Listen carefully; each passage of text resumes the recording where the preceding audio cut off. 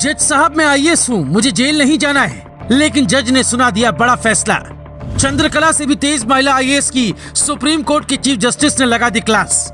IAS ऋतु महेश्वरी ने court को दिखाया ठेंगा, तो कोर्ट ने भी सुना दिया ऐतिहासिक फैसला।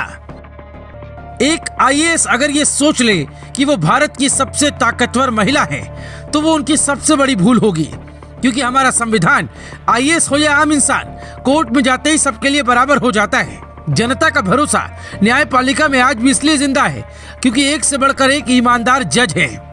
एक आईएएस जिसको ये भरोसा था कि कोर्ट उनके कहने पर चलेगी, उनका भ्रम टूट गया। ये खबर उन सभी लोगों के लिए जिन्हें लगता है सिस्टम ठीक से काम नहीं करता है। बड़ा इंसान दौलत से बच जाता है और गरीब इंसान सजा काटता है, लेकिन एक चींटी एक हाथी के लिए काफी होती है। ठीक ऐसा ही हुआ आईएएस ऋतु महेश्वरी के साथ। नोएडा प्राधिकरण की सीईओ और यूपी की सबसे चर्चित आईएएस की 24 घंटे में 2 बार 2 जज साहब ने क्लास लगा दी। मैडम गिरफ्तारी से बचती रही और कोर्ट कहती रही, रुको जरा, अभी आगे देखो क्या होता है। ये है सबसे चर्चित आईएएस ऋतु महेश्वरी। कई जिलों की डीएम रहने के बाद योगी सरकार ने इन्हें अपनी पलकों पर बिठाया और सबसे बड़ा काम सौंपा, नोएडा प्राधिकरण का सीईओ बनाया। इनके पति को पीएम मोदी ने पीएमओ में भी जगह दी थी। आईएएस मयूर महेश्वरी पीएमओ में डिप्टी सेक्रेटरी के पद पर तैनात थे। हालांकि जिंदगी भर का कमाया सम्मान 24 घंटे में खत्म हो गया।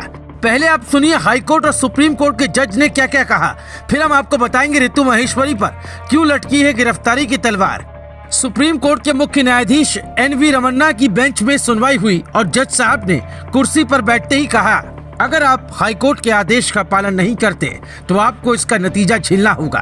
आप आईएएस अधिकारी हैं, आपको नियम पता है। कोर्ट सबके लिए एक है। हर दूसरे दिन कुछ अधिकारी गंभीर मामलों में भी निर्देश के लिए कोर्ट आ जाते हैं।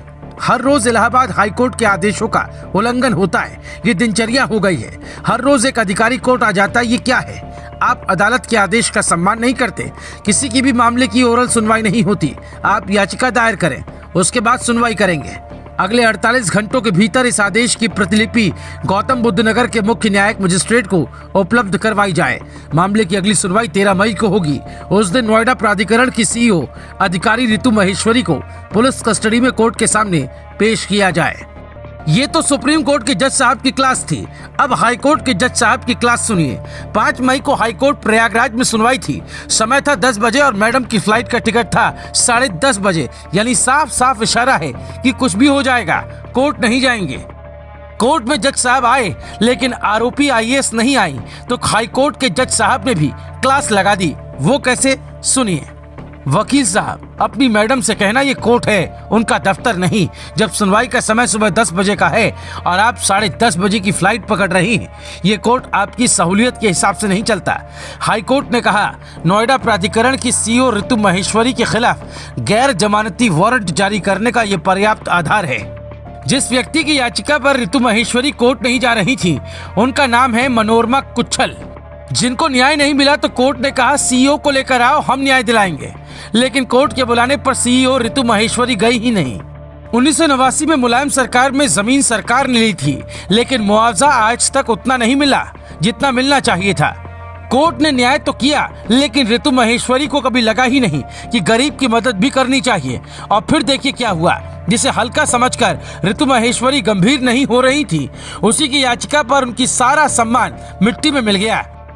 आप ऐसे जज के बारे में क्या कहना चाहेंगे जो वक्त वक्त पर अधिकारियों को बताते रहते हैं कि ये देश कानून और संविधान से चलता है?